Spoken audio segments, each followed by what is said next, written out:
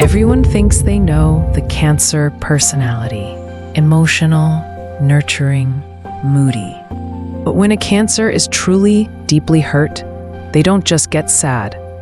They become a living paradox, a puzzle that most people will never solve. Their behavior follows a secret code, a predictable pattern of self-defense that is impossible to ignore, yet almost always misinterpreted. Today, we are going to decode that pattern together. We will walk through every sign, from the silent retreat to the shocking explosion. But pay close attention, because one sign in particular, a sign most people dismiss as just a bad mood, will completely change how you see this sign, and perhaps even the people in your life, forever. How can I be so sure? My name is Anya Sage, and as a psychological astrologer, I've dedicated my life to one thing: translating the ancient language of the stars into a modern, practical guide for human behavior. And today, we are decoding its most complex dialect, a Cancer in pain. The first act in this drama is always the same. It's not a confrontation, it's a disappearance. A hurt Cancer's first instinct is not to fight, but to fortify. They build a fortress of solitude, pulling up the drawbridge to the outside world. This isn't a performance for attention, it is a primal act of survival. This is what astrologers mean when we talk about their protective shell.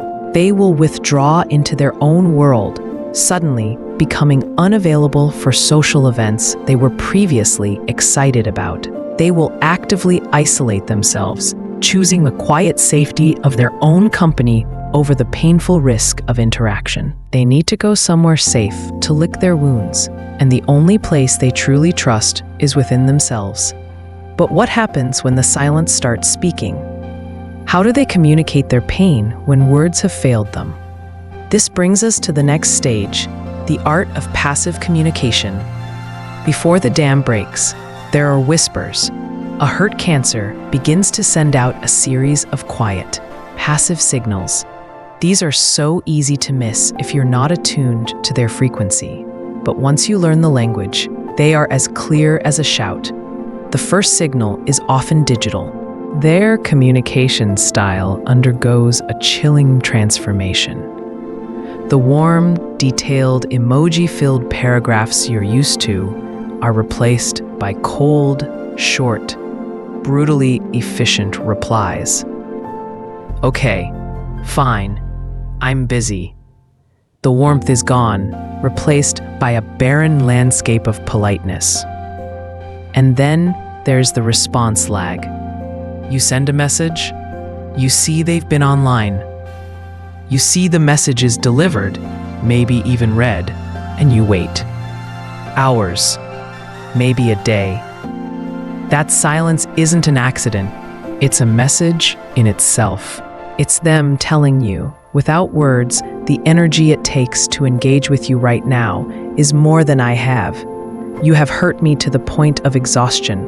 Next, the pain bleeds onto their public feeds. You'll be scrolling through your phone and you'll see it. A vague, emotionally charged post. A cryptic song lyric about betrayal. A poetic quote about disappointment, posted on a black background. This is not a random musing. This is a broadcast. It's a carefully chosen flare, shot up into the sky for everyone except the intended target to see. It's a way for them to say, I am in pain, while maintaining plausible deniability. They are testing the waters, hoping someone, anyone, will reach out and ask, are you okay?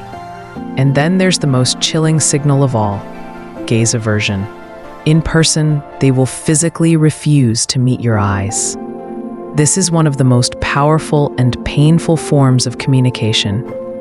You can be in the same room, even speaking to them, and their gaze will slide right past you, fixing on a speck on the wall, a book on the shelf, anything but your face. They do this because they know their eyes will betray them. For a Cancer, the eyes are a direct conduit to the soul, and right now, their soul is an open wound. To let you look in would be to give you another chance to hurt them, and they simply cannot allow that. As this internal pressure continues to build, the quiet sadness begins to curdle into something far more volatile. The cracks in their protective shell begin to show, and the pain starts leaking out sideways. This is the stage of emotional transmutation. Their legendary patience evaporates. Suddenly, they become uncharacteristically irritable and impatient. The smallest inconvenience, something they would normally handle with grace, now elicits a sharp sigh or a frustrated comment. You'll feel like you're walking on eggshells because the calm, nurturing presence you knew has been replaced by a prickly, defensive energy. Simultaneously, they will stop sharing. A Cancer's love is often expressed through vulnerability. They share their dreams, their fears, their inner world. When hurt, that door slams shut and is double bolted. They stop telling you about their day. They stop sharing their hopes for the future. The flow of emotional intimacy that was once a river becomes a desert. This is a profound sign of a deep wound. They have rescinded the trust they once gave you freely. And then, the past comes roaring back. A new hurt doesn't exist in a vacuum for a Cancer. It reactivates the entire library of past betrayals. They will start bringing up old wounds, seemingly out of nowhere. An argument from 3 years ago, a careless comment from last month. It all gets linked to the current pain, creating a cascade of resentment. They aren't trying to be difficult. Their emotional system is designed like a web, and when you pluck one string, the whole thing vibrates. Have you ever seen this shift in a Cancer you know? From quiet sadness to a more prickly, irritable mood? Drop your story in the comments. I'm curious if this rings true for you. And that brings us to the sign I promised you, the centerpiece of this entire puzzle. The one behavior that, once you understand it, will completely reframe how you see a hurt Cancer. This is the moment their pain is no longer just a shield. It becomes a weapon. When a Cancer is deeply, profoundly hurt, they don't always cry. They get sarcastic. This is sign number 4. They make sharp, sarcastic, and reproachful comments designed to make you feel a fraction of the pain they are feeling, without ever having to admit their own vulnerability. It is passive aggression honed to a razor's edge. For example, if they feel abandoned or ignored and you finally reach out, they won't say, "I missed you, I was worried." They'll say, "Oh, you remembered I exist? I'm truly honored." Let's translate that. What they are really saying is, your silence has been deafening, and your sudden appearance feels hollow and insulting, not genuine. And I want you to feel the sting of that. Or, if they feel let down and unsupported, they won't ask for help. They'll say, with a sigh, "Don't worry about me. I'm used to handling things on my own." The translation: I needed you, and you weren't there. I've had to learn to survive without you, and I want you to carry the weight of that failure. I want you to feel guilty. This sarcasm is a brilliant, tragic defense mechanism. It allows them to land a blow, to make their pain felt, while simultaneously protecting their fragile core. To admit "you hurt me" is to be vulnerable. To make a sarcastic comment is to be in control. This is often paired with another key behavior. They will insist, through gritted teeth, "I don't care. It's whatever." But their entire body, their tone, their energy is screaming the exact opposite. This phrase is a verbal shield. It's their attempt to snatch back a sense of dignity and pretend the arrow you shot into their heart didn't hit its mark. And while all this is happening on the outside, on the inside, their mind is a whirlwind. They obsess over every single detail of what happened. They replay the conversation, the event, the moment of betrayal over and over again.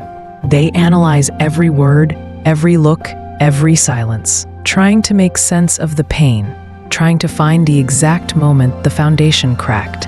This isn't about holding a grudge. It's a desperate attempt to understand the why behind the wound. So what happens when the silence, the subtweets, and the sarcasm all fail? What happens when the pain becomes too immense to be contained by these passive measures? The dam finally breaks. This is the ultimate, most dramatic sign of a hurt Cancer. When the pressure becomes unbearable, they have a sudden, shocking, emotional explosion. All the suppressed feelings, the sadness, the anger, the disappointment, the resentment, come rushing out in a tidal wave. They might lash out with accusations, sob uncontrollably, or release everything they've been holding back in a torrent of raw, unfiltered emotion. For an outsider, this can seem like it came from nowhere, an overreaction. But it is never from nowhere. It is the inevitable culmination of every unheard signal and every unacknowledged wound that came before it. But here is the most heartbreaking part of the cycle. The moment the outburst is over, the very second the storm subsides, they are flooded with a hot, sickening wave of shame and vulnerability. The rage is gone, replaced by the terrifying realization that they have just shown their soft underbelly to the world, to the very person who hurt them, and their immediate instinctual reaction is to retreat. They will pull back into their shell harder and faster than ever before, often for days, to recover from the sheer emotional exposure. The explosion is followed by an even deeper silence. So, if we trace this journey, we see a clear, predictable pattern. It begins with a quiet withdrawal. It moves into the silent signals of passive communication. It curdles into irritability as the pressure builds. It weaponizes itself through sarcasm.